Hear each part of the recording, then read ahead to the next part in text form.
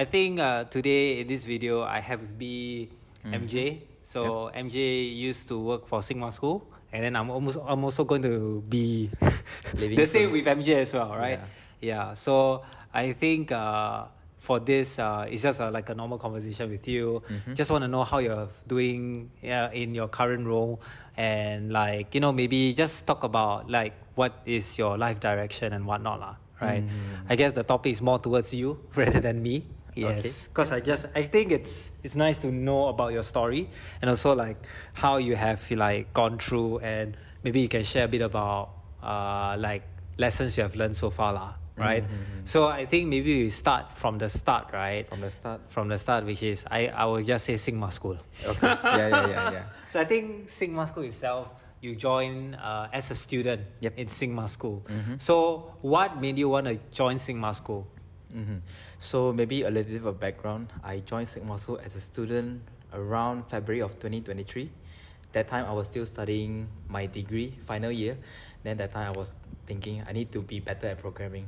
So I joined as a student, and it has been a 6-month journey. I graduated from Sigma School around August of 2023. And at that time, my instructor back then, Haris, he reached out to me, saying that asking me if I want to be an instructor. And then I said okay, and I'm going through some interviews, some case studies. Then I landed that job as an instructor plus software developer. And yeah, so I have been working with Sigma School for about 10 months or 11 months before I quit. Then during my teaching, I realized that programming might not be something that I want to do long term, and I switched focus to communication instead. So that slowly made me think if I want to switch path, which I eventually did. So I left Sigma School after when was it I left? 2 months ago. So now 2 months ago. So I left Sigma School around October, 31st of July this year, 2024. Yeah. 31st July 2024, I left Sigma School, and then I joined another company as a business analyst. So my thought process was I wanted to switch to more a roles that requires more communication, but of course still in the tech industry. And I believe that is my passion also, because I'm someone who likes to talk and enjoy public speaking, even though I am very nervous when I try to speak in front of an audience. But yeah, so lesson learned so far, I would say being in Sigma School as an instructor, we learn really fast. It's different. So right now I'm in MNC life. I'm still learning, but the pace is different. Because in Sigma School, from the first day itself, I have to work already. I have no teaching experience, but at the first day itself, Haris asked me, okay, it's your time to teach. Then I have to, okay. I don't know what to do, but I still taught anyway. Of course, the first class is not that good. And then I took one whole day to reflect. And then second day, I received like a feedback from students, said that I improved so much just from one day only, overnight. So yeah, I think we need to learn very fast in a startup company lah. So, and then okay, maybe right now in my position in a corporate, I would say I still enjoy the work-life balance that I have, because I have some spare time to explore learning stuff that I really wanted to, which is communication, copywriting, and stuff like that. Right. So it's like the difference with Sigma School and MNC is more towards how you are being, in a way, work. Meaning like in Sigma School, we call it like straight away running. Like I forgot what it's called. Like straight away. We run before we learn how to walk. Yeah, something like that, right? Then like in MNC, because I've never worked in MNC before. I mean, the only MNC that I work for is the government. But in the MNC, like how long does it take for you to run? Meaning like to actually start your work. I think my first actual work came at the end of first month. But still, they are expecting us to they call it onboarding, about 3 to 6 months. So we have that buffer time to learn and pick up stuff.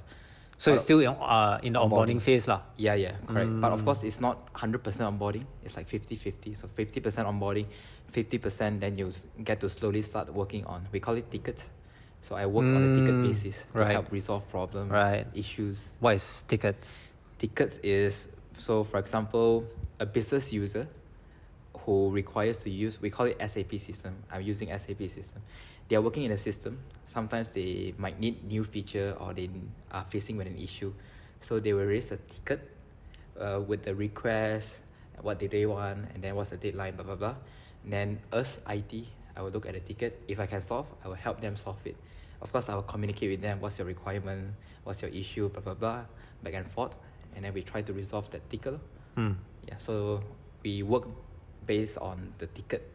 Right. So ticket basis. Right. So in a way, not to sound like a role, but it's somewhat like a IT support kind of. Yes. So we do support and plus project task kind of thing. Yes. Right. Okay. So I think like a huge differentiator or huge maybe difference is how fast you work. Yes. Is that right? Correct. Yeah. So what is the difference in terms of speed of work in Sigma School, a small business versus right now MNC? I think for Sigma School, everything has to be fast. Fast meaning sometimes I don't have to comply with certain rules and procedure because the end goal is to teach students, then I can use whatever method to achieve that goal. But in MNC it's different. You have to first learn the procedure first before even you reach the goal. So there's a long list of checklists that you need to go through. Tick, tick, tick, tick, tick. Only then you can. So there's a lot of approval needed for each of the steps. Then you need to wait for someone to approve this. You need to wait someone to approve this. Then like that. But in Sigma School, I have the full freedom to do whatever that I want to achieve that goal. Right. So that is the difference. So what do you prefer? Honestly, I really don't know. Because I'm right now still learning. I can see the benefit of both. So I think as a startup, speed is definitely important because you can use whatever method to achieve that goal. For example, if I want to teach that day, and I can use ChatGPT, I can use this and that just to create the slide content.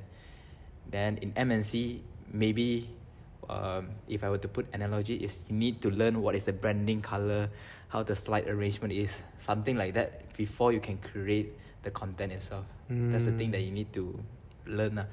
But MNC is very structured, so you know that this thing will work. It's very safe. You won't mess up one because there is already a system. It's proven that it's working. It's a bit slow. Right. That's the thing. But in Sigma School, I mean not Sigma School, in startup, things may not work even though it's fast. Yeah. Sometimes you don't know what happened, then it just breaks sometimes. Yeah.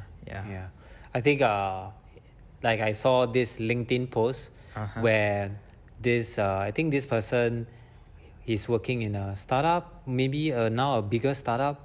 He mentioned about how in a small business startup you get to have a lot more, in a way, you do a lot more things faster, right? Yeah. Whether it works or don't work, you have the freedom to do what you want. Not say do what you want, but you have more control to achieve the results that you need to achieve. And then like that versus like corporate where you have to go through approvals, layers.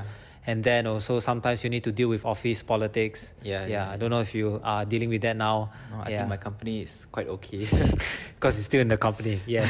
But I think like these are layers that I think maybe you might face longer because right now you're still only a few months in, right? Like for me, it's like the experience that I had with a big company is that other than doing the work, it's a lot of what do you call this? Dealing with your co-workers. Yes, correct. Yeah. And I think I take that as a learning experience. It's not easy to it is a skill connect itself. with people. Correct. It's like for me, I always wonder, right? Like for example, the CEO of Microsoft, he started out as an engineer. He went up through the ladders. Correct. I was like, you don't need to be an engineer to be a CEO. It's like most of the time, number one, what I know is that if you want to get promoted or whatever, right? It's like number one is like you need the support of your other co-workers. Yes, correct. Yeah. So I have a friend who also work in an MNC. Like he always complain about working with other people because other people are not as young as you. They're older. They have different priorities, and they have their own things to focus on in their own work also. So it's like it's a different kind of game to play in MNC law. Correct. Yeah. So I'm like that's why I'm not a big. It's not saying MNCs are bad. It's just that I'm not gonna play in an MNC right? Maybe when I build a business and maybe it'll be MNC, then maybe I face this problem Yeah. So it's like because you have more MNC experience than me. Before Sigma School, you're interning in another MNC, right? Yes, for a few months. 3 months. 3 months.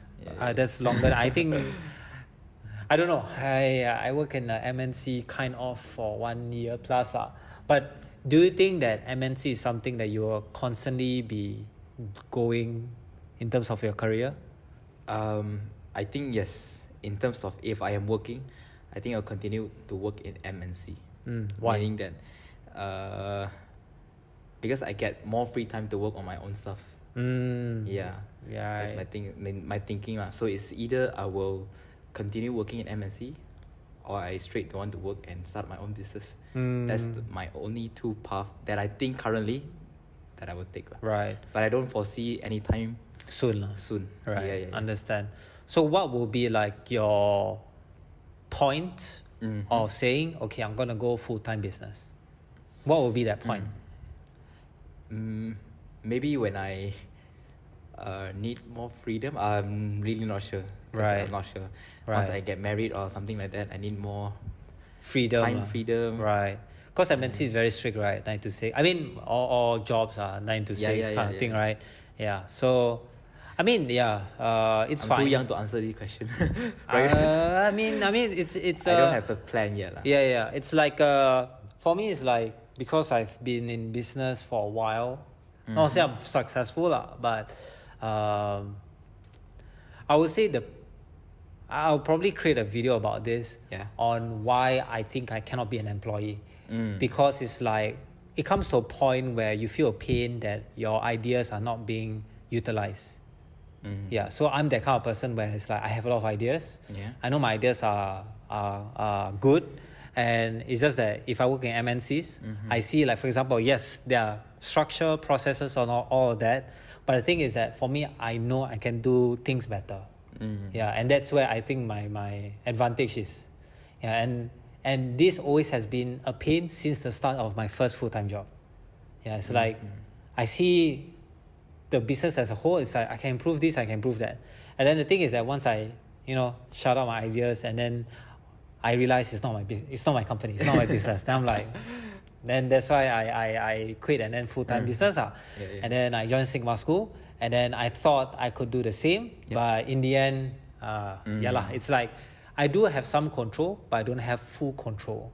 So I think it comes to a point for me that once you have the pain of, like, I want to do things on my own that I know I can do better, that's where you probably either, explore freelancing or business, right? Because it's like business you need to follow, but if you're okay following, that's fine. I cannot. I think I'm a chameleon. I can adaptable. Blend. Right? It's like I understand, but the thing is, right, I'm a adaptable chameleon that wants to do always better. Because like if I'm not adaptable, nobody will hire me. Like probably Derek, the founder of Sigma, say, Haris, I think you cannot adapt by that kind of thing. But it's like it's not the case per se. I'm not saying I'm a very good adaptable person, but it's just that when you come to a point of like, I know I can do something better, that's where like the pain of that is much more higher for me to eventually just do my own things. Maybe right now I don't see myself being good enough yet to do things better. Because like I feel it comes to a point where you know everything already. Right now I know of course. At the start you probably know, because it's very normal. You go to a job, you need to learn all of this. So that mindset of like Still learning. Yeah. it's fine. It's normal. But for me, I'm very confident it comes to a point where you will like know everything. Everything is like muscle memory to you. Now it's just like whether you're okay with doing the same thing or whether you want to do more. And that's where you either want to get promoted, which is another challenge, or whether you want to do something else. Yeah. But for now, it's okay because like you're just new, right? Yeah. So it's fine. Yeah. So yeah, slowly exploring and learning also lah. Because right now in my role, I see there's a lot of room for me to learn. Oh yeah, definitely. So definitely. Then, what do you think of, because you've learned programming also? You weren't only an instructor in Sigma School, you also were a developer, right? Yes. So right now, are you doing any development? No. Exactly. It's been months since I wrote my line of So it's like, do you think, even in your current job, which is still very like new, right? Do you think like, would you go back again and do coding again if you had the chance? Or would you just straight away, if you had a chance of joining an MNC like similar to a business analyst of what you're doing now, would you change would you stop coding basically? Would you not even learn coding if you know that? No, I think I'll still learn coding. Right. Of course, because the foundation is very important. At least right now I know what is the system. How does it work in and out? Okay, from a junior level perspective, at least I know the entire system. And the reason why I choose not to continue to dive into the technical path, of course, if I want to compete with the programmers, I can. It's just that I don't foresee myself doing that for long term. Because if I cannot compete in long term, I cannot win. So I need to find something that I can do long term so that I can win. Right. And the thing is talking, communication, copywriting. Yeah. Basically anything related to English. Of course, I still feel sometimes I'm not sure if I will regret it because programming still do earn a lot of money. Oh yeah, of course. So yeah, sometimes I still struggle with this thought. Right. But I think I made the right choice to switch to the route of communication. Because I'm not sure, but I predict AI will take over most of the entry-level programmer job. That's what I thought. So if I want to be above AI, I think that's where business skill, communication skill comes into play. Yeah. I mean, for me, it's like, if you want to be a better, or like in a career, right? If you want to have higher salary, communication is very important. Yeah. If you don't know how to communicate, nobody will understand you. If nobody understands you, they're not confident that you're a good worker, Yes. right? That's the basic principles of how someone perceives you as an employee, right? Like fundamentally, like to just share the friend that I mentioned who works in the MNC, right? He got a higher pay just because he knows how to negotiate. But his technical skill is not as good as the others. But they don't know how to communicate or negotiate. Negotiate is just part of communication. Yep. So like if you, the earlier example of CEO, the Microsoft CEO, I don't think he became a CEO because he's damn good at programming, right? It's like fundamentally you need to, number one, communicate. Communicate is essentially saying things so people understand what you're trying to say. That's it. It's like, if you say things but people don't understand, that means you suck communication, correct or not? Yes. Right? Yeah. So essentially, if you're able to, like most of the time, SAP system, there's so many technical things, right? So like, and also programming, there's so many technical terms and words, right? So it's like, if you're able to understand what the person wants to understand and how it can benefit them, then that's where like communication really helps, right? But as a technical person, like that's where like it's a bit hard for you to, I mean, not say a bit hard, but like if you don't understand how important communication is, then it's a bit hard for you to like level up, I feel. If you want to go to the route of manager or even higher, right? That kind of thing. And especially in business where, like, I feel if you don't know how to show the benefits of what you're trying to do, add value to the customer won't understand, right? So I think like whether AI will replace developers or not, you need someone to understand and also communicate what are the benefits. And for me, it's like, if I were to go to an MNC, I would just focus on being the guy who don't do anything but very good communication. You know why? Because that guy always get promoted. Right? Okay. And like, And communication is not just for talking. I used to think about think that communication is just talking and not knowing anything. Yeah. But that is different if you really know what you're talking. So to me, I think communication is not only talking but strategic planning.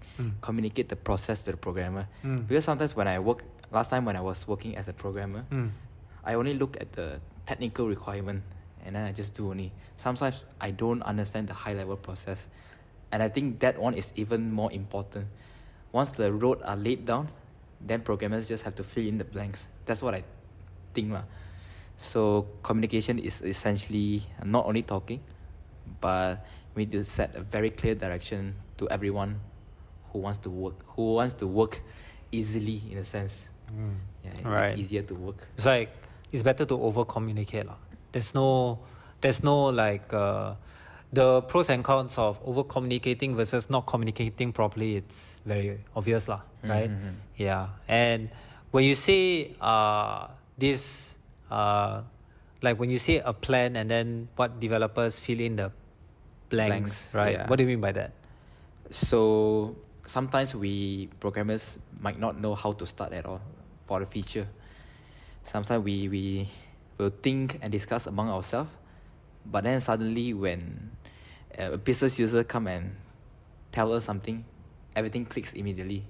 So sometimes we are not very familiar with the process and we have not considered all of the possible cases. Sometimes we think very complicated, but Mana thought it's very easy only. Right. It's actually simple. It's actually simple to solve it. And the reason why we are complicating stuff is because we don't understand the processes in a sense. Right. So in a way, if you knew the processes beforehand, it will make your life easier. Yeah. Right. Correct. So is that something that you are going to do differently when you were to, solve the tickets issues? No. I'm not talking about MSc like this one. Oh, this is like Sigma School. Yeah. Right. No, so right now what I'm trying to do is when I'm communicating, I try to pay extra attention on my wording to see if the other person really understand what I'm talking. If I don't think they will understand, then I will draw a diagram. I'll visualize stuff. That's what you do. Is that what you're doing now? No, right now I am taking notes, visualizing stuff for my own self only. Okay. I want to make sure that I understand first. Right. Maybe in the future I'll implement this to see Right, how I can right. visualize stuff. Because that's the end goal. Right. Because sometimes I still notice that I don't even understand what I'm talking. So I want to get to a level where when I started to talk, everything is easy to understand. Just like politician. If you listen to how Donald Trump speak, even though some people think Don't like that, him, don't like him, and then they thought that they are saying lies. I'm not sure if it is true or not. But at least I understand what he's trying to say. He speak in a easy way, simple English. Correct. Not overcomplicated stuff.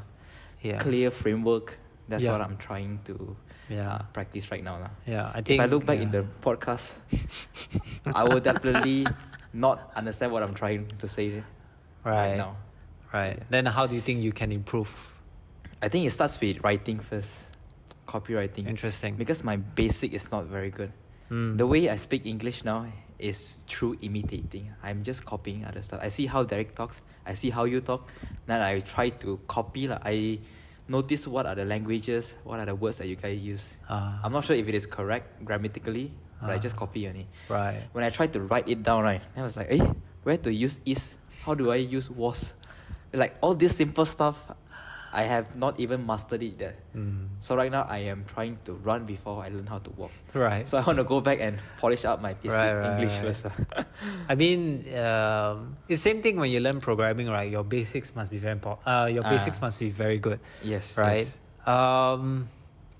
In terms of English, right? I fundamentally, if I were to look back, how my English was, I think, has made me be able to communicate well is because number one, I think when I started teaching, I started teaching to kids. So I had to make my English very simple. Yeah. If I can't do that, there's no point, right? So at the same time, right, I talk a lot. I mean, you talk a lot, but I think I talk a lot more than you. So I would say that to improve back then for me, I read a lot. Yeah, I read a lot, right? So that helps me understand how English is being structured.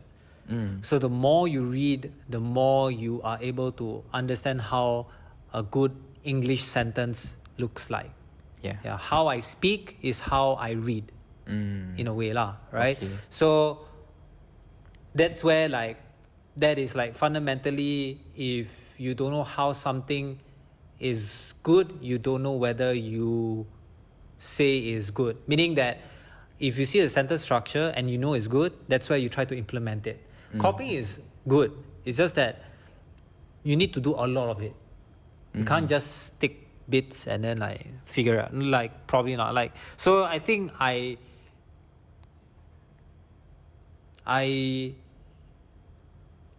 am able to communicate well in English is because from the start, when I was born till now, I have been reading in English. Yeah. So and then once you're able to read in English and you literally know how a sentence structured looks like, the second thing is I also watch videos in English. Yeah. So literally my input is, most of my English videos that I watch are proper English, I hope. Yeah, but most of this English is like proper, and then after that the next part is practice. So for me, right, back then when I was bored as a kid, I will say out what the book is, what the sentences and words in the book is lah. So meaning for example, it says once upon a time, I literally say once upon a time. Yeah. Wow. So I just literally I just be a reader for myself because I was bored, I was alone, so I just read. So I think with that I was able to just be good at the English communication part not so the Malay part but the English part. So and then after that, I think I have that base, and then once it skyrocket is when I teach. When I teach, then suddenly I'm more aware of what I'm saying. And then when I say something a bit slower, I'm able to process what I've said before and then what I'm about to say next. So that's a bit more meta but that is where it helps. But I think also another thing is that in Singapore where I come from, most of my friends speak in English. So it's the easier. It's for me, number one, I'm a bit of a grammar Nazi, meaning if someone says something that is fundamentally bad in grammar, I will correct this person. So one of my students, we went to rock climbing, he say, my energy is limit.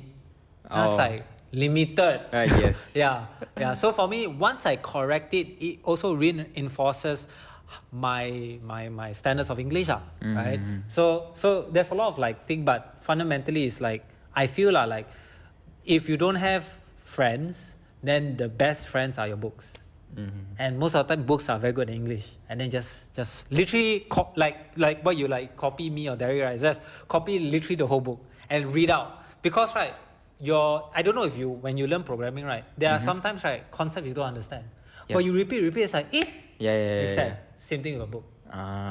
Okay. Yeah. So just read it out. Yeah, read aloud. Read aloud. Okay. And then really try to speak in a British accent. Legit, I'm not kidding. So it's like for me, that's what I did. When I went, because in Singapore we have this thing called dictation, meaning you have to read aloud of the text. It's a part of our exam. Okay. So you need to read in a more expressive way. You cannot if they will mark you down if you read okay, once upon a time there was this boy. It's once upon a time there was this boy.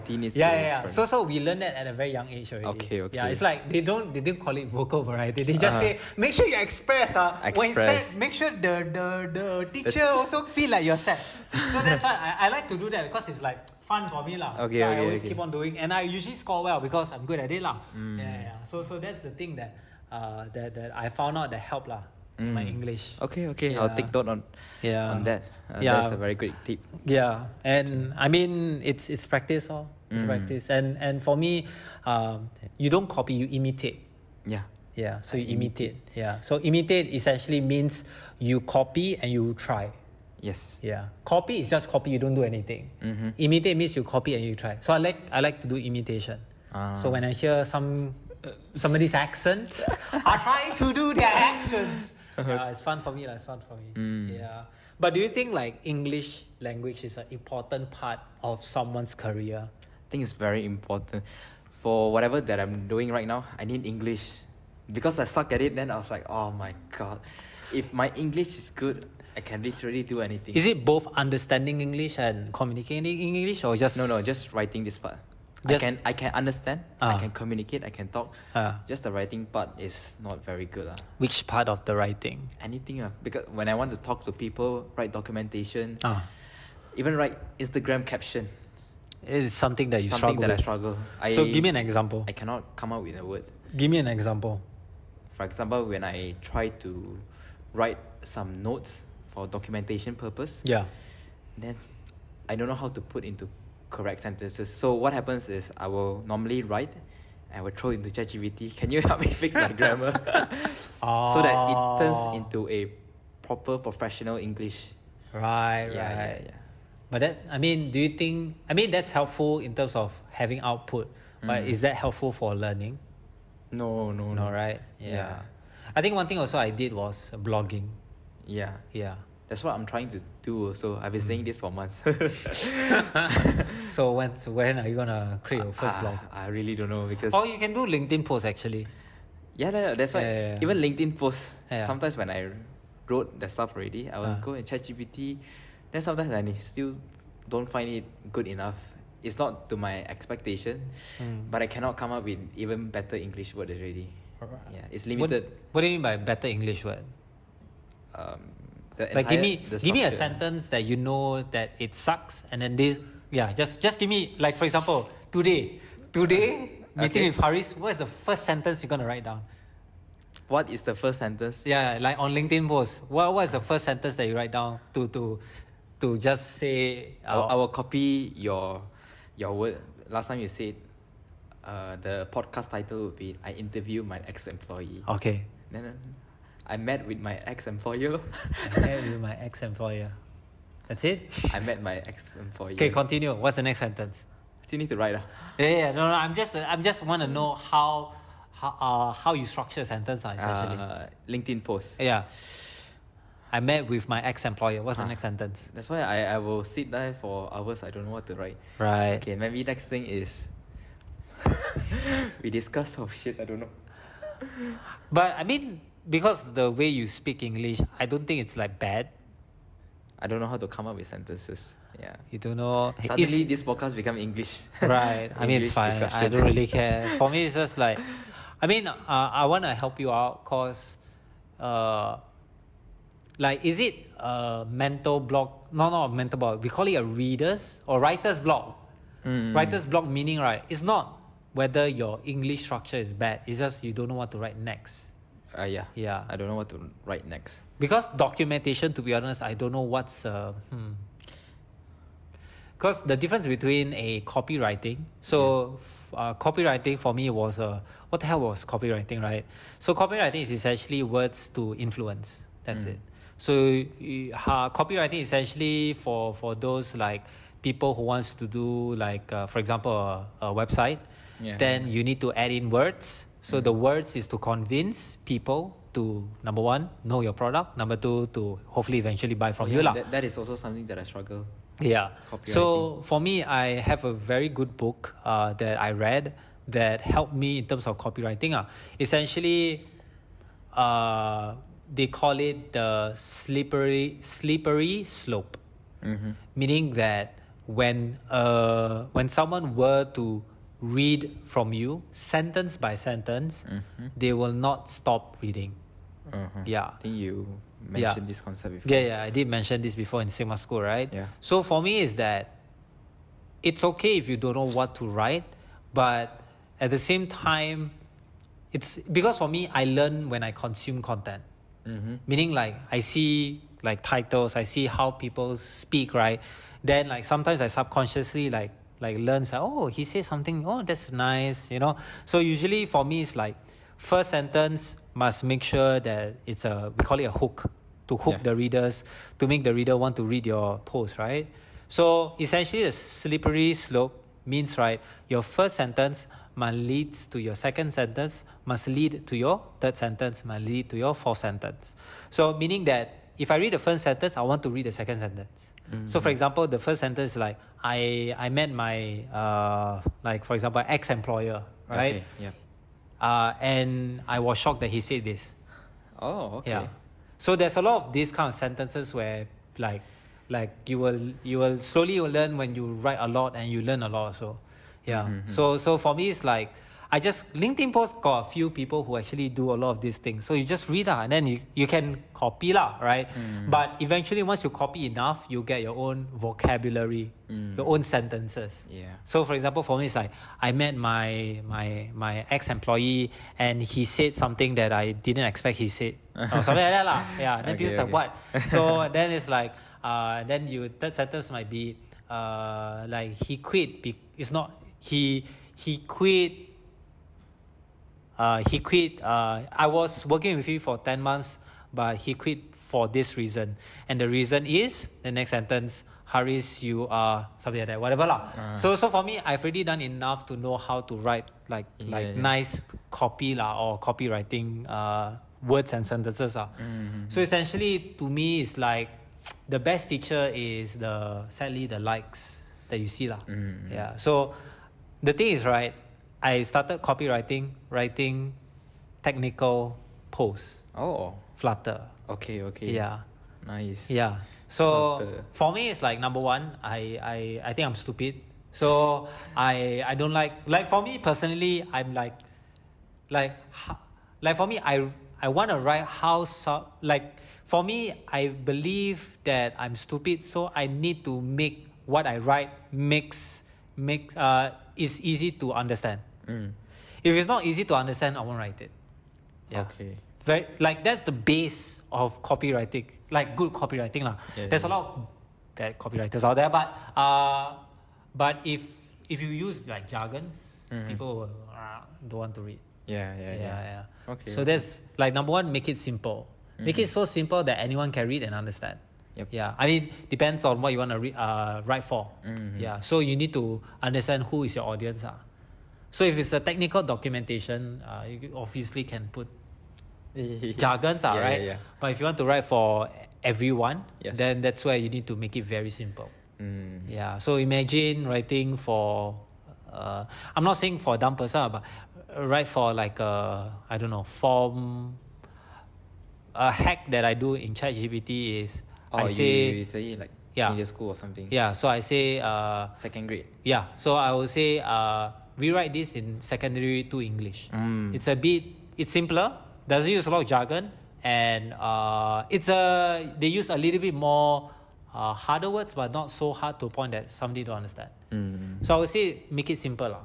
Okay. Yeah. Yeah, make it simple, but I don't know what to write. Cannot No simplify. lah, I mean, for me it's just keep on writing. If it's bad, just post. Okay. No need to think about so much. Yeah. Okay. After 100 posts, if everything is bad, then we look at it but I think after the thing is, right, number one, nobody writes 100 posts because they are afraid that they fail lah, but it's fine. Yeah. And just buy courses and follow their advice. The one is like Justin Welsh. I don't know if you heard of him. No. On LinkedIn. I know Dan Cole. Dan Cole, the American Asian guy. Is it? No. American. American. Yeah. Whoever lah. They are pretty good in what they do. So you just follow. Yeah. And then they have their templates also. You can also follow lah. Yes. But lor. Then after a while, once you do a lot, you have that skill to. Yeah, that's what copywriting. I'm trying to improve. Once my English is settled, I foresee myself it will grow a lot. Yeah, definitely. Yeah, but it will be a long journey, I would say. Yeah. And then after that, for me, it's like, because I teach or talk a lot, how I'm able to do vocal variability is just I like to have fun with how I see stuff, right? It's like you can go very fast, but once you pause, Yep.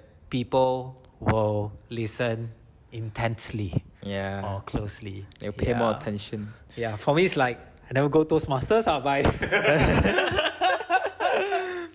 but was that the reason why you joined Toastmasters? Yeah. Of course. Yeah. So I will take any opportunity that I have to talk, to communicate. Yeah, because I want to improve. Have you tried listening to yourself? I did, but it was difficult. Meaning, what do you mean by difficult? I was afraid to look back at the recording, but I did. Right. Yeah. Then I will look at at which part I started and why do I started. So I will learn from that. Learn from feedback. Yeah, it sounds easy but it's difficult for me to break that mental barrier. Look at my own video. I don't think you need to see video just use audio so can. I mean both. Both, right? That is also not something that I'm comfortable with, but slowly I think that is a path that I need to go through. Yeah, because it's like there's an advice where if you want to be good at sales, listen to your recording. Yeah. Same thing. You want to be good at communication, just listen to your recording. I've done so many videos that I listen to myself. I'm like, I need to really learn from feedback. Yeah. It's not just talking. I know that. It's just that. just do it. Yeah. barrier. I think why do you think it's a mental barrier for you to like listen to your disgusting voice? Disgusting. Not disgusting voice. It's just that sometimes when I feel started, I feel awkward. I feel very awkward. When you say starter, meaning like I don't know what to say. No. That one is filler. That one I am very aware about it. Because in Toastmasters we try to reduce the filler words. Okay. It's just that sometimes when I don't know what to say, I will just simply say stuff. Oh, then you ramble I ramble. I mumble. Oh, right. So yeah, but how do you think you can overcome that? Okay, I use another filler words, but how I can think is to really put down the ego and listen to it. Listen. Wait. No, my question is like, how do you prevent like mumble? Like basically, if you don't know what to say, you will just say random stuff or whatever, right? Yeah. So how do you like improve on that? I think fundamentally it's because my input is not enough, and What do you mean by input? my English basic is not enough, and my input is not enough. Like I don't know what to say. Is it an idea problem or is it a technical English problem? I think it's technical English problem that leads to my idea blockage. I don't know. Suddenly my idea stopped already. I know what to say in Chinese, but I don't know what to say in English. Also, if you were to speak in Chinese, it would be a little... No. So like even in Chinese also sometimes I will stutter a little bit. I mean, stutter is fine. No, because your problem right now is just you don't know what to say next. Correct or not? Is it or am I? Next is not a very proper like the framework, like the framework. general idea of what to say. Right. Yeah, that one I don't know. Okay. Yeah. I mean, if you don't know means you don't have information, right? Yeah. Yeah. So is it an English problem or is it information problem? I really don't know. At this point, I am not sure. But I always thought that this is my English problem, a basic English problem. I don't think so lah. I think it's mainly how to just say I don't know, and then just stop there. You get what I mean? I don't know about Toastmasters. Yep. But for example, if I were to ask you what's the string theory? I don't know. Yeah. Then that's it lah. Like I don't know. Like for me sometimes I mumble also lah. But if I don't know what to answer for a question, I will probably say I don't know. And then like maybe you'll ask another question. You get what I mean? Maybe that is an idea problem. Yeah. Because like if you were like, to be honest, you don't have the worst English. You know, I mean, like I say, one of my coding student, he say my power is limit. It's like, I don't think you say that.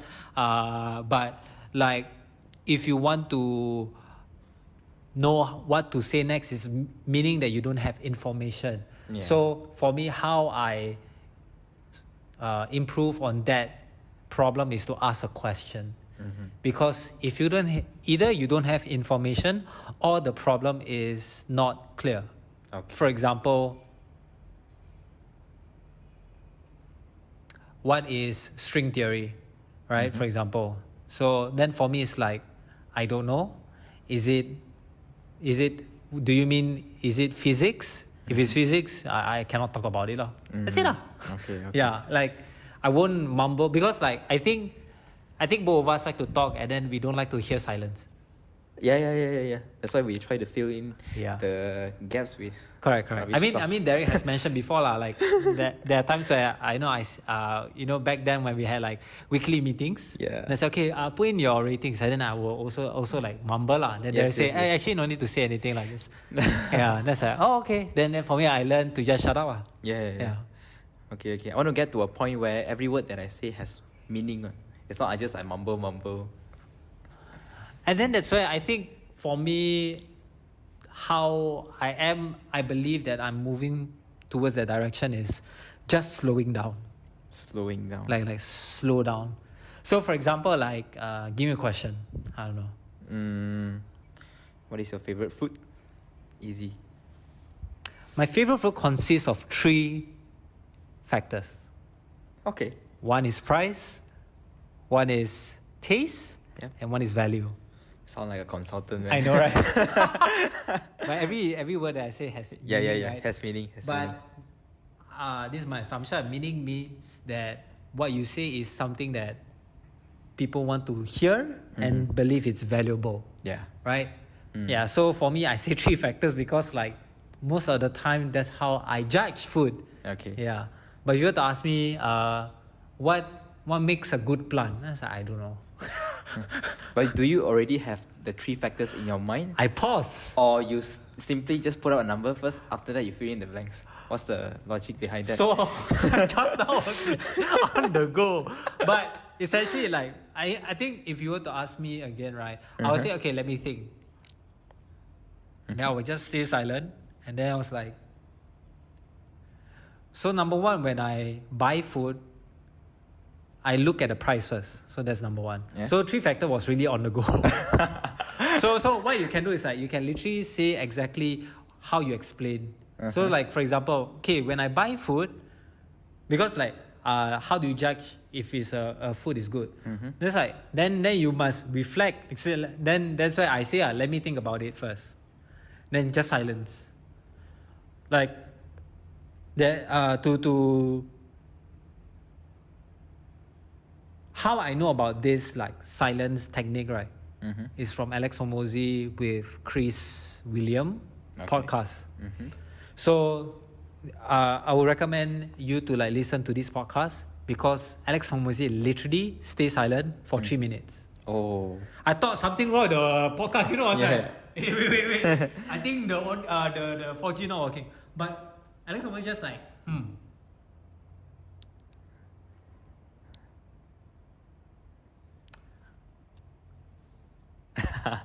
I think that because like number one, right, a lot of times people expect answers very fast, right? But I think a more matured person knows that a very good answer takes time. Correct or not? Yep. Right? Yes. Because But what if I pause, then my answers are not good? no, I think you don't have to worry about whether the answer is good because good is relative. Correct or not? For me, it's like what is good is what is true to you. Okay. So, for example, what's true to me to the question of what is good food is because number one, I really look into the price first. Okay. Yeah, because I've been to restaurants where they charge me a lot, but fucking small. That's like no point, right? Okay. Yeah. So it comes back to my experience. Yeah. Yeah. Okay. So I would never answer a question that I don't know. I will just say I don't know, and if you continue on this topic, I will say I don't know a lot. Okay. Yeah. And then the person who asked the question will be like, oh shit, okay, maybe I'll ask another question. Yeah, that kind of thing lah. So I don't know. Like for me, it's like I'm okay saying that I don't know because I really don't know, and I don't mind being looked at like a dumbass. I'd rather be wrong than being a fraud. Oh, okay. Fraud meaning like a liar lah. Yeah. Okay. Yeah. Understand. Yeah. Okay. Interesting, right? Yeah. I So- don't know. Yeah. So I think like when I don't know whether it's a young thing or not, but after a while I realized that when people ask me questions, I will really say I don't know. And then they will ask the same question in a different way. It's like, bro, I really don't know lah. It's like you ask me, I can give opinion lah, but you want facts? I don't know the facts. Yeah. And then a lot of times also I need to know what's the context behind it also. Yes. I can't just answer based on what, like for example, what's the like, should I go to the coding bootcamp or should I not, right? So for me it's like, okay, it depends. I always say it depends on your, like for me personally, it depends on your situation. What do you mean by situation? Your financial situation, right? If you are able to not have a salary for 3 months and you're okay with that, go for it. You know, because this is from my experience and my knowledge behind it all.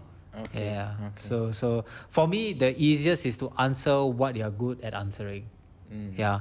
If you don't know, just say I don't know. Let me get back to you. Yeah. Okay. That's it lah. Good, Yeah. good. And people rather have that than someone who lies. Oh yeah, I think it's this one, which sometimes I do lah. Yeah. So for me, I realize it's better to just be a dumbass and like, you know, double check whether my answers are correct or not lah. Okay. So is that a better? Yeah. It's like if I were to ask you, Yes. how was the coding bootcamp? That one I can answer lah. Yeah. If I ask you, how do you create, I don't know, a blockchain? I don't know. Exactly, right? Yeah. So it's just, I think the fundamental problem with your current situation is, I think you are answering things you don't know. Because if you can answer a very a question that you know how to answer, correct or not? Yalah? Yeah. So the LinkedIn post, what were you posting that you couldn't post? Yeah, I don't know. Like for me, I don't know what you are posting. I also don't know what I Yeah. want to post. So the easiest is to just post what you have done. I went through the coding bootcamp and these are the 3 things I learned. 1, 2, 3. Okay. Yeah. The easiest is like 3 things I learned in every single thing. I've joined MNC. These are 3 things I learned. I've done social media marketing for my business. These are the 3 things I learned. Something simple. Put a number so it's easier for you to know what the things are. Then you can say 3 important things also lah. Okay. Yeah. Yeah. That makes sense. Yes. At least it's like a framework for me to follow. Correct.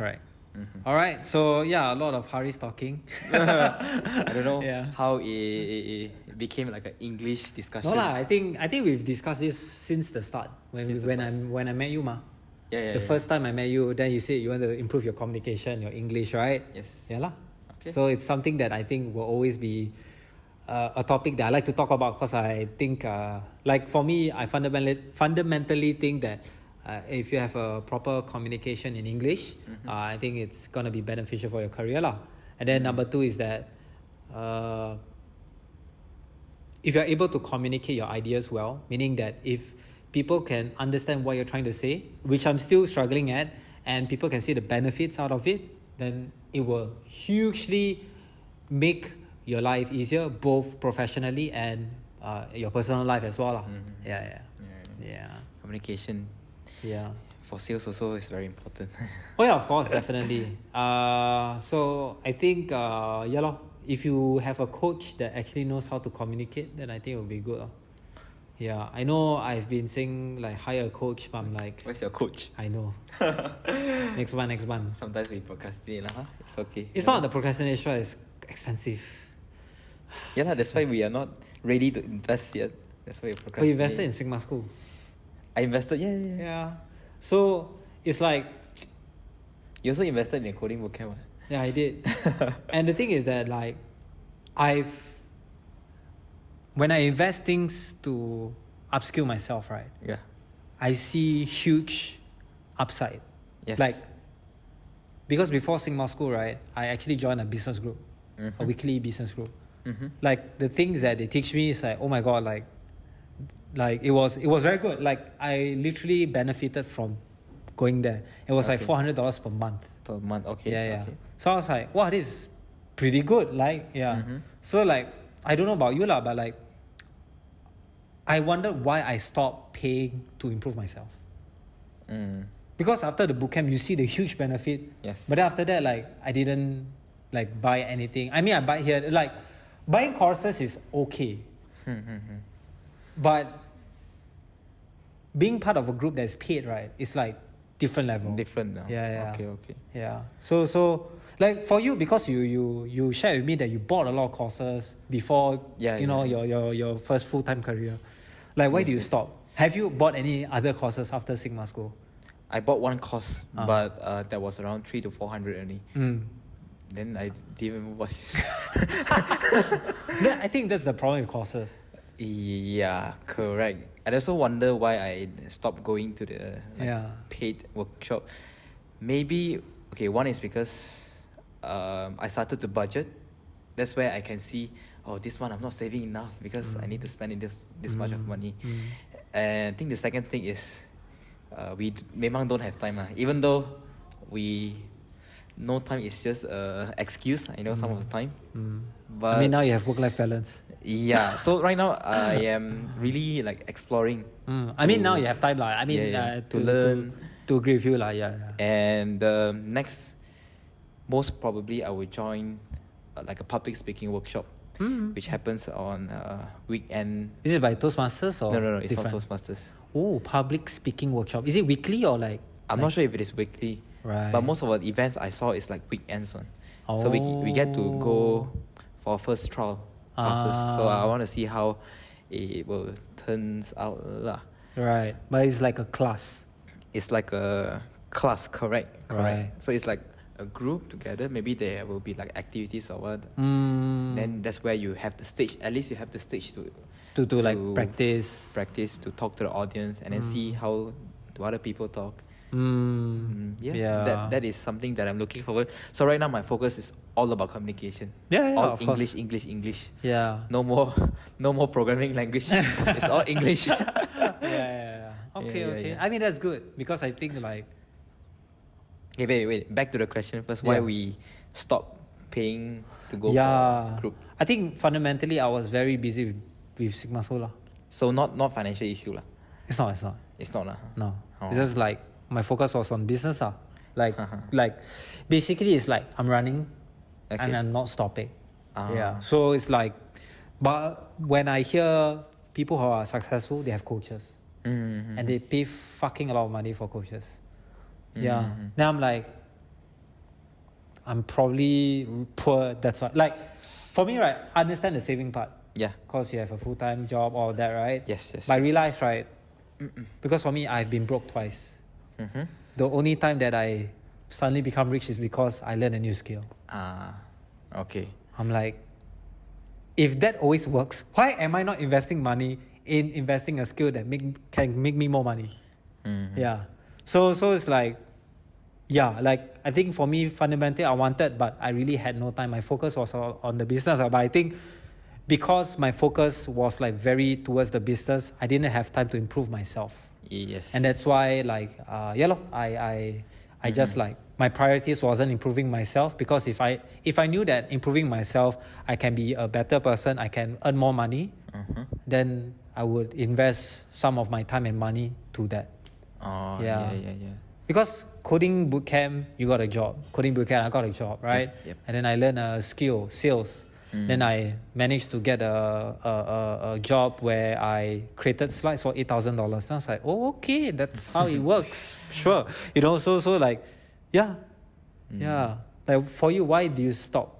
Because I knew you were, because I think both of us are growth mindset. Yeah. But we stopped. Yes. Somewhere, right? Why did you stop? Because you were doing a lot before Sigma School. You were like going through a lot of courses. You go through some classes as well. Yes. But then why did you stop? During Sigma School? During Sigma School. Memang no time that one. No time, right? I work until 7, 8, then oh shit, I go back, I'm really tired. Right. Yeah. I think for like, what would be, like for me, in the future, I will actually put some time for me to improve myself. Yeah, and I think the best is money is the best accountability. Yes, yes, yes. Because I mean, money means how painful you are paying. Because if it's painful, you go. Correct or not? Yes. If I say you go $1 to a monthly workshop, you won't go, right? Yes. But if I say 1,000, you probably go. Yes. Right? Yes. Yeah. Yeah. So I think also the time part we need to juggle. Sometimes I have, I thought if I paid for something, then I wouldn't be able to go. I don't have time because I still need to work on my own stuff. And so still trying to find a balance between work and So improve. for me, the easiest, right, is to have a coach to tell you what to do and you do it. Versus learning, figuring out, do. Is coach figure out with you, do. So for example, like I have a friend who did run a marketing agency before. So I'm gonna ask him to help me guide to a proper direction to my next business, because he has worked with B2B people before. So I want to learn from him, and then we will, like, I don't know how the structure will be, but essentially basically I am learning from his mistakes, and then I will just bounce ideas with him, and then I'll execute. Versus going to a learning, and then you need to figure out what you want to improve and then go for it. So for me, it's like I prioritize personalization rather than classes already. Unless, right, you say the classes is cheaper, I understand. But it's like for me, I'm going to prioritize the pace of growth. Okay. Going to classes is growth, but slower, because it's group, don't have personalization, and most of the time you need to figure out. Once you go personalized, it's a lot more expensive, but they can know what's your weakness, and they can literally alter something that you fundamentally improve a lot. So for example, you go to like gym class. They don't really care about you. They just do. Versus personal trainer. Actually, right, if you do this, right, your bicep will be bigger. But you pay 5 times more. Which one you go to? Right? Okay. So for me, it's like classes is okay, is good. It's just like grow. But like personalization is like they know your weakness. Then they're like, okay, let's focus on that, and then you fundamentally will grow. That's my thinking for going through like courses or this kind of thing. And more money, would you pay? If it is a lot, I don't know what's a lot to you. Bro, it's like, the thing is that like, I've heard of stories where people pay 6 figures for a coach. But that is other people, you like? Probably. Like, it depends on how much revenue and money I am earning. Okay. Yeah, but for right now, it's like, I get what I get, but once I earn more, I will spend more on coaching so I can grow. Okay. Because I know savings doesn't make me fucking rich. Okay. I realize that already. Okay. Savings is a poor man's game. So, okay, I'm not saying don't save. Then is level 1. Yeah, that's level 1. Like, you need the fundamental savings. I Correct. think I think we both save, right? Our spending also not that high, right? Not that high, right? So now the next level, spend that money to have a skill. So right now your skill is here. Spend the money to grow the skill so that you can, For me, it's like I'm confident to charge a lot of money because I learn, right? I learn a skill to help business grow. Yeah. I mean, the Sigma School is the coach, in a way, right? Yeah. But like, if you don't have that, then you need to have a coach, Correct. Like, to also share a story where the business group was run by these 2 people, They are successful at their own thing. They say you can actually earn a lot of money. I mean, so basically the story was that there's this guy, he earned 7 figures in like less than 1 year. From a business. But they say he spent a lot of money in coaching. Now I was thinking, makes sense. Because if a coach literally tell you what to do, and most of the time they have experience, the chance of you failing is very low, correct or not? Yeah. Okay. It's so simple, yet a lot of people are not, including me, not going through lah. Yeah. Okay. Yeah. So are you gonna go to some I will probably research lah? So it's like, also one more thing to share. Alex Hormozi had this video. He talks about learning. It's a very good video. I recommend you to watch. Mm-hmm. He said, right, when he's learning a skill, he don't care about the coach. He cares about of him being the best student. So for example, a new TikTok platform, Yes. and he want to do TikTok ads. He will say, I'll just find anyone that I think he like roughly know that they are good. Because there's a lot of scammers. He don't care. He just like, okay, let me learn everything and I want to be the best student. Because there will be one point, you will be better than the coach. Yeah. And that's what he cares about. Yeah. Yeah. Okay. Yeah. But maybe it's a financial part that I need to go through to the next level. Level 1 is saving. Yeah. You know, right now I think need like to be honest, you're not poor. You're not living paycheck to paycheck. You save, right? Yeah. The thing is like you have savings. But you sometimes if you save too long, right, you cannot stop one. It's like, you know. No, I get it. Next level. I saved when I was earning 1,000 a month. I think you do lah. I don't know. I saved when I had 1,000 a month. I know how to save. I know how to cut back my expenses. But the thing is that I'm not gonna be rich if I continue saving. I realize this symptom also because saving makes you feel safe. Yeah. And that is something that I don't want to go. For me it's easier because I've taken risks so many times. So it's easy for me to just like fuck it. Yeah. And I'm skilled enough to know that I can earn if I need to go to a job. Yeah. Like for you, I think you are skilled enough. You know how to code. You can definitely get a developer job. And now you are doing business analyst or SAP. For me, right, I'm not even I tend to not even look at my bank account anymore. Okay. What I look for is how much I can earn. Right now it's like maybe for you it's like if you do well, right, maybe it's like 70,000-80,000 per year. Okay. That is your bank account. Okay. Is that what you're happy with? I want more. Exactly. So if you want more, then you need to find that gap. I want to earn 100k per year. What is that 20k gap? Okay. To move that. Because right, if right now I tell you, okay, you learn this skill 1 month, you can earn 100k. You get it? Then your savings suddenly multiplied because you have extra 20k in the bank. Yeah. Then you say 100k not enough. Okay, how much you want? 250k.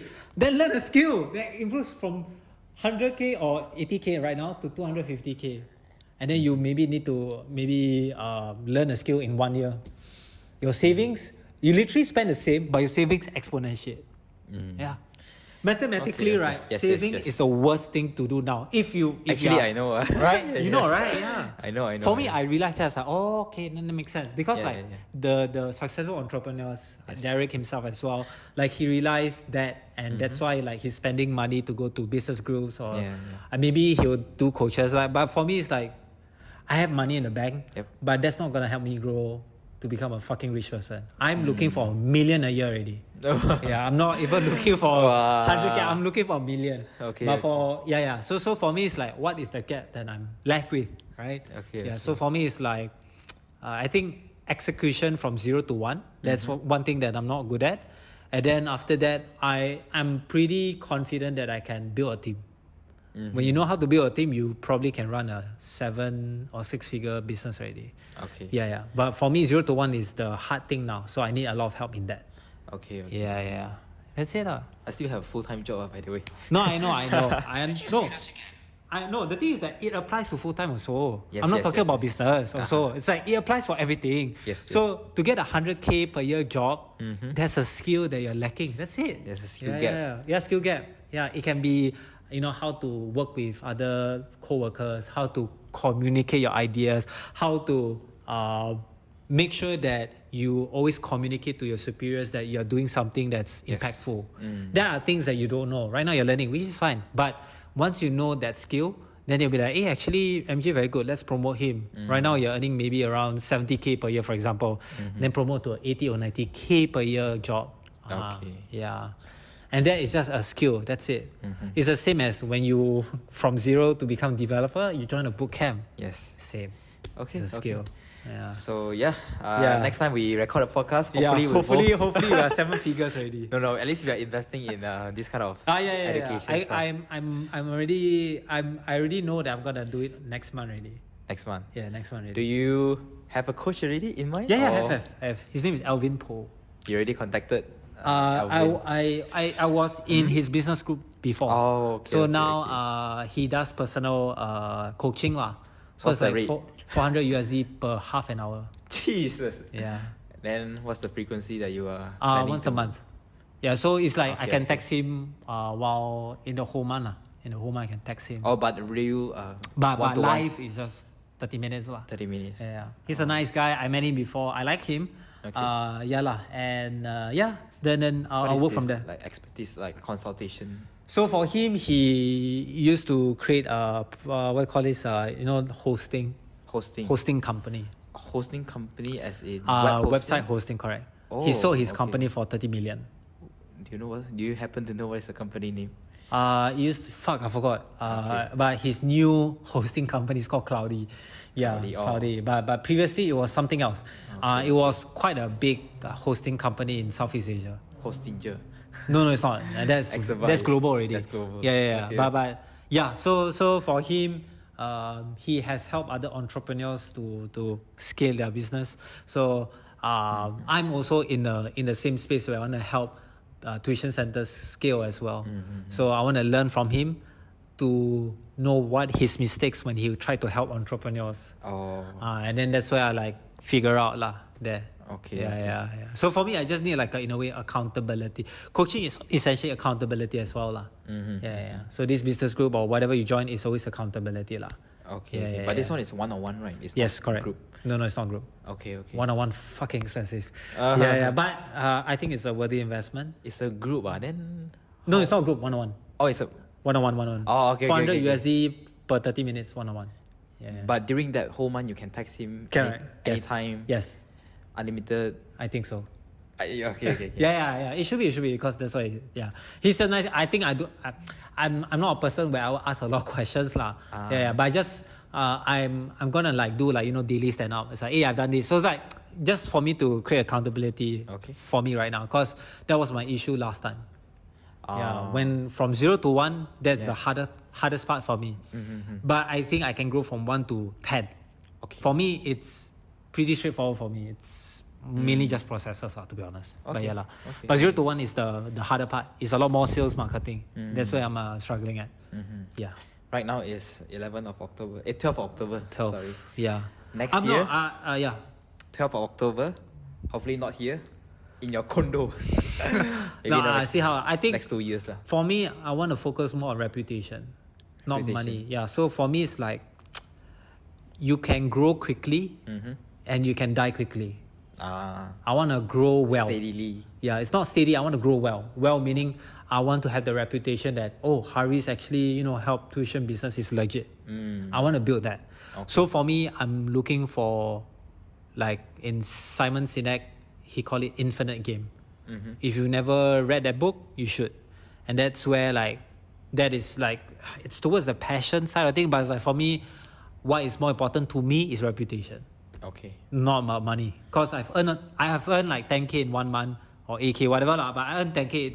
It doesn't make me feel happier. I don't care about money anymore. It's not I don't care about money. It's just like money is a good indicator of how well I'm doing. That's it. It's not like I want to have a lot of money because I want to buy a condo. I don't really care. I want to live by my own. Okay, that one I care. Yeah, but it's like fundamentally I want to be proud of what I built. Okay. Yeah. Okay. And I want to Great. build something fucking big. Yeah. So that's what I want to do. Yeah. So money is a good indicator of how big something that I want to build lah. Okay. Yeah. Okay. Yeah. That's it lah. And like I always go back to Alex Hormozi. He say right, as a man, there's only 2 things you should focus on: getting healthy and earning a lot of money. Because these 2 things can solve a lot of issues. Yeah. 95%. No, yeah, exactly. 99 lah. Okay. No, legit, I'm not kidding. Yeah, I know. Yeah. So for me, I agree because with money, I have a lot more access to a lot of things. Resource, like I can hire someone, I can, live in Whatever that you want. live in a place where I can focus more on my business. Yeah, and health for me, I think I'm dieting is honestly because of health. Really? Yeah. Because do you have like, health issue? huh? Do you have health I don't have issue? health issues, but I But don't why want to get sud- fat. Why suddenly? It's like 74 kg is asking for it already. Like I don't look fat, Okay. but the thing is that I have a goal for fitness. Okay. I always have a goal for fitness. I want to achieve I want to run fast. I want to climb very well. Okay. Yeah. So for me, I'm a bit competitive to myself. Like I I don't want to have a belly at all. Okay. Throughout my life, I don't want to like look in the mirror and say, fuck got belly. I don't want to have that. Yeah. Because it's like it's like here, not so much, but back in Singapore, it's an aging population. It's a constant reminder that if I don't take care of my health, I will be like them. In the dialysis center where they stay there, and then the machine. It look every single day I see like fuck that. Then my neighbors who are very old, they are struggling to walk. Damn. Then I'm like, you're rich lah. You have all these apartments. It's not rich. No, it's like, no, I'm talking about health. I know. It's rich, like it's like, you know the saying, right? When you're healthy, you have many wishes. When you're not healthy, you only have one wish, which is health. Yeah, exactly. So might as well I be healthy and have many wishes. Yeah, until I die. Okay. Yeah. That's So I'm like, if I'm not financially where I want to be, I'm happy if I'm healthy. Oh. Yeah. Okay. Yeah, because at least I know I have something that I'm good at, which is fitness first, which I can control. The easiest to control is, to be honest, like the easiest to control is fitness. To me lah. Okay. And fitness has so many benefits. You feel happier, you feel better. You look in the mirror, you feel like more confident. Yeah. Like I feel stronger, you know. Yeah, that kind of thing. So I have always been serious about fitness and health since young lah. So that's why like my priority is always that. Money is do you not have an a issue. belly when you were 74 kg? I've seen people who are 74. No, I didn't have a belly. But it's like, if you don't catch yourself early, right? Yeah. You have a belly. You get what I mean? Okay, it's like, okay. because it's okay lah. Like, okay lah, just a bit lah. Then slowly, okay lah. It's like, I'm not happy for okay. I want to be great. But I thought you were exercising every day. I do, but I eat too much. Oh. Yeah. Oh. I overeat. Okay. Yeah. Like, I realized like, overeating is a habit. Okay. Yeah, it's like when you know you're already full but you're still eating. Yeah, that's a habit. Okay. And I realized that's how fat people become fat lah. That's their exercise. Yeah, which I don't want. My exercise is to be healthy, to run, to climb. Like right now, I feel I don't feel very as sleepy as last time. Okay. When I take naps, right? Yeah, but it's like nowadays I'm like much better lah. Yeah, and then when I was a bit healthier back then, I always have the notification on my watch saying that you have low heart rate. So now I also have low heart rate. That means my heart is strong. Okay. Yeah. So maybe we switch back to health perspective, fitness lah. Yeah. Can you walk me through your fitness journey? How does your day-to-day look like? You got time or not? Now it's 1 hour already. 11:19. So fast ah. Yeah. Wait, give me a second. Can. Let me check. Yeah, should be fine. Another 15 or 20 minutes. Can. I want to know what's your fitness journey. Fitness journey. Okay. Because the problem with me, because I also want to take care of my health. Yeah. Fitness in general lah. I want to bulk up a little bit. Yeah. The problem is, I sometimes feel hungry around 4 to 5 p.m. And then if I eat, I cannot run. Why you cannot run? Because you're full. Then later on you got this and that problem. Appendix Stitches problem. lah, all that. Appendix, they call it appendix. Stitches. Yeah, appendicitis, you need to go operate. Yeah. So stitches. Yeah. just like then morning I cannot wake up too early to go to the Understand. gym lah. So I want to know what's your routine and what's your diet strategy. I would say like for me my I have changed over time lah, but to help you a bit more, it's like hungry is good, means your body is telling you that you need food. Yes. Correct? So I would say that find something that you like doing. Meaning? Like, for example, I like rock climbing. Like in fitness? Fitness, correct. Yeah. I don't like anything. You haven't tried a lot of things, correct or not? No, I don't want to do sports. I only want to go running. No, gym. Gym. Okay, so gymming is something that you like to do lah, in a way lah. I don't like to do, but I have to do it because I want to buck up myself. Okay. Push-ups, yeah. thing. Right. Yeah. So for me, it's like fundamentally, what is something that you, like or don't mind to do? So okay, maybe like is not the best word to describe. What is something that you don't mind like doing for a long term until you die, for example?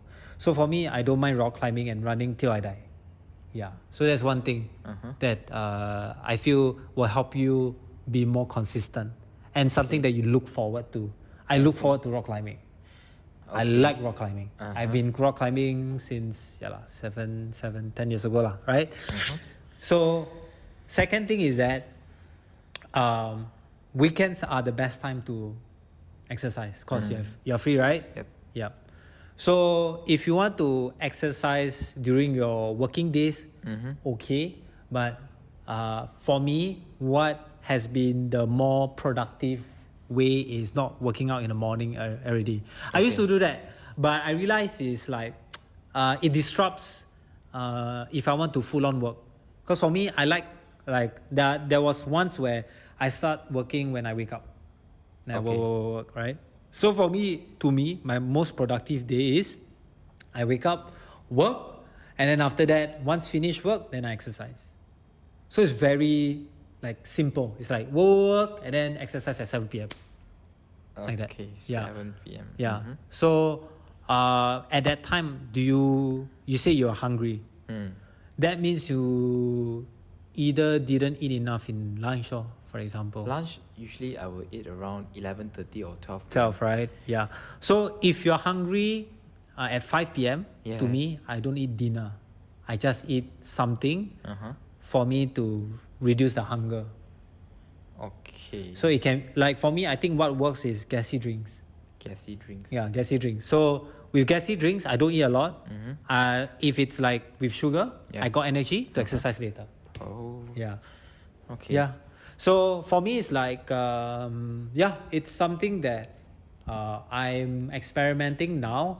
And I realize it's better for me because I can just concentrate on work on the morning and afternoon. And at night, I just exercise. It's very simple. And if you feel hungry, then find food that actually will reduce hunger. Don't don't eat dinner basically. Yeah, but eat something like fruits. Okay. Something that's easy to, something that won't upset your stomach. Okay. Yeah. So it's like when I do runs back in the day, sometimes I eat a banana and then I run. Banana, okay. Yeah, that's enough for me to sustain my run. Yeah. How many days do you work out in a week? Do you have like a if fixed plan? If I can work out every day, I will. Wow. Yeah. So for me, I like working out because I don't know, it's just like it's something that I like to do. But nowadays it's like 4 to 5 times a week. 4 to 5 times. And how long is every session? Per session? I would say I think last time I did quite short. Now because I do after work, I have more time. Because last time it was like quick one and then I go to work, right? But now it's better because I can put in more time because it's after work. So I put in like at least an hour. Yeah. 1 hour, 1 hour 30 then done already. So it's like if like maybe in your case at 5 p.m. I'm hungry, I'll eat a banana and then maybe work a bit and then go gym. Okay. Yeah, not every time is cardio. Sometimes you do strength training. Yeah, so rock climbing is my strength training rock climbing, and then I will run. So it depends on what's your goal to be honest. What's your goal? You want to get bigger, right? Yeah, just be bigger. So if you want to go bigger, then after gym, eat a lot. Eat a lot to, I think I mentioned this before, eat a lot to a point where you don't feel like eating. No choice if you want to get bigger. Because right now, if you just eat what you're comfortable with, you're not gaining weight because you're not gaining weight right now, right? So you need to eat more. So you can either eat a lot to a point where you feel like not eating, then you will actually see a difference. Or you can slowly eat a bit more. Yeah, so there's no right or wrong. You choose how fast you want to get bigger. Yeah. There's no like unhealthy, healthy way because I don't know, that one I don't know, but it's like I know that if you eat a lot very fast, you'll gain very fast. Okay. Because I've done that already. Yeah. But for me, if I will change, I will eat a lot more healthier stuff. Okay. Yeah. How many meals do you eat per Nowadays, day? I think I'm old. I mean, I'm dieting, so my calorie intake is 1.5. So I would recommend you to actually track your calories. I don't know how to track. I mean, you are very lazy. I mean, how serious are you gaining weight? If you're not serious, then just so for me it's like for me, it's number one, when you want to solve for a problem, you must know what you're tracking. Like, for example, I want to lose weight, so I need to track my weight. So do you track your weight? Exactly. Yeah. So right now you're 60, right? Because you step on my weight, right? Yeah. So what's your ideal weight? Actually 60. Okay. Then why do you still want to go to the gym? No lah, that one is not 60 lah, maybe 59 lah. No, it's 60. Because I just ate and then I have clothes. Sure. So, but 60 is your... Yeah, because I used to be 56. Right now I'm 60, but I don't see a lot of muscles. So that means it's not enough lah. Yeah lor. Oh, okay. Yeah. Yeah, it's so simple, right? Okay, so like, I mean, go back home, look in the mirror, half naked. That's what you want to see, right? I don't know. So it's like, number one is like, what is an ideal body to you? What is it? Is it big bicep, No, big chest? athletic body. What is that? You must be more specific. Lean and... What is lean? What do you mean? You want to see abs? You want to see chest? Like who? When you see someone's body, who is it that you want to be? Like big chest, big bicep. Yeah. Biceps lah. Your big biceps. Yeah. Then just do biceps lah. No lah, I'm imbalanced ma. What do you mean by imbalance? Later your chest small and bicep big. If you're okay with that, so you want big chest also lah. Yeah. So big chest, big bicep, right? Yeah. So you roughly know what are the exercises to do? Push-ups and bicep curls and stuff like that. Yeah. So I mean, push-up is okay. If you want to grow your chest, you need we call this resistance training. So meaning you need to do heavier to get bigger. I also do the, what is that called? Pull-ups. No. The lat pull down. The machine lat pull down. You bench press, sorry. You do bench press. Yes, okay. yes. So essentially, number one, you need to know, like the easiest is find someone that you want to achieve in terms of your body figure. Yep. And then hopefully that someone is also the same height as you. Then they probably will also say how heavy they are. Okay. Then once you like oh, I want to be this guy's body, good, nice chest, nice bicep, whatever, and maybe see abs, right? Yep. See how heavy he is. Probably if you want to be that, around 65 kg, 5 kg more. I think so. Yeah. So I think I would recommend you to, your ideal weight should be 65. Because when I was 60 to 65, I got big chest. And my bicep is not that big, but it's like, my chest is big. Okay. Like when I wear clothes, like sometimes bigger than girls. So I'm like, okay, good. Yeah. So then once you know what's the weight, then the next part is you need to actually count your calories. Because your body is burning calories. So you need an excess of calories to gain the weight. Yeah. So it's a bit more scientific, but it's more accurate lah. Because you say, oh, I eat a lot. It's like, how much do you eat? 3 times a day? 4 times? 5 times? Exactly. And when you eat, how big of a meal do you eat? Yeah. So for me, it's the more you track. It's not the more you track. You need enough numbers to know what you need to do to become your goal. So other than weighing, I weigh myself every day since 10 years ago. It's a habit already. I'm fine. Then next thing is calorie. So it's like, I think guys' calories is around 2.2k. Average lah. Average, Okay. yeah. So it's like, I don't know, you are hitting 2.2. That's the thing. If you're not hitting 2.2, that's why you're this. You get it? So once you know what's your calorie, then you just need to increase the calories. Yeah, that's it. It's very simple. And also your protein intake lah. Yeah. Then there's a calculation for your protein intake. Okay. Yeah, Can. that's it. Then you just focus on the body parts that you want to become good at lah. For me, because I'm more towards functional, so I just care about rock climbing and running. So I just do more running and rock climbing. Yeah. So for you, it's like, what is your goal? You want a nice body through push-ups or chest? Then just do that lah. Yeah. But you need to increase your weights. Like how heavy is your bench press? I increased already lah. Previously around 40 kg, right now it's 60. So 60 meaning bar with 2 plates? No. So that one is machine one. So it's machine. Yeah, 60 is too light. Okay. I think lah. 60 bench like this. Yeah. You need to lie like this. And bench. 60 Okay, I kg. don't know, because for me, I know dumbbell. For me, the bar itself is 20 kg, and then you put 20. 20, Yeah. 20. So for me, I did 60 using the barbell bench press. And then like a chest day for me was that, and then I do the dumbbell press. Dumbbell press. So dumbbells and then press. Yes, that's what I did also. Yeah. So so I've been doing that for very long. Yeah. So focus. So you only focus on those two exercises when you are building your chest. Exactly. I'm a very boring person to exercise No, with. boring is good. Yeah, exactly. Because sometimes It's simple they do this variation, that variation. Yeah, then it's a the lot. chest is still same. It's too much to track. Yeah.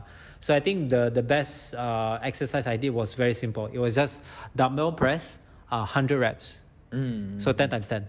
I just do 20 from the start, but make sure you warm up first. Yeah. Then I just do 20. Then I just pop. Yeah. Then I eat a lot of fucking junk food but But I would, if I do differently, I would just eat a lot more healthier but increase calories. Okay. Yeah. Okay, cool. Yeah. Maybe let's just summarize things. Yes. So I think I think it's just a conversation with us right? Yeah. So I mean, hopefully like whatever we say we do. Yeah. So what's one thing that you've learned so far from this conversation? Okay, so I think the thing that I learned is I'm not sure how to put it in word. Goal setting in a sense. Like how if I want to achieve this goal, then I need to track and then find a coach. Hopefully, at least if not a coach, then shadow someone. Like what you say, visualize the ideal person that you want to be. Correct. And it's very scientific.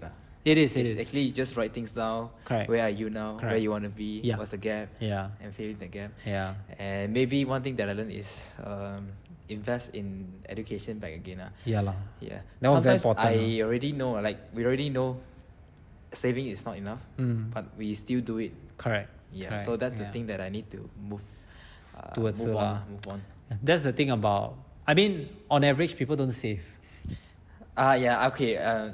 We are already above average. Yeah, we are above average. But the thing is, it's not enough. It's not enough. Even if you save, then you times 12, you already know how much you save per year. Yeah, then it's like, you see also like, you're not happy, right? Cannot one. Yeah, exactly. So it's like, I already stopped looking, because even if you don't think about saving, you save.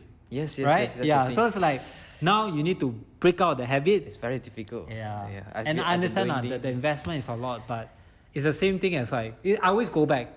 When I went to the freaking bootcamp, literally most of my money gone. Then I got back. So it's like you already have stories to tell yourself that whatever you're gonna invest is gonna stories. be, Yes. Yeah. Stories, The Sigma School story is the best so far. Correct. But right now it's like Plato, Yes. Plato. No, already. I feel you. I need another breakthrough. Really. Correct. Yeah, So that's why it's like going back to the earlier point, pain. Yeah. So it's like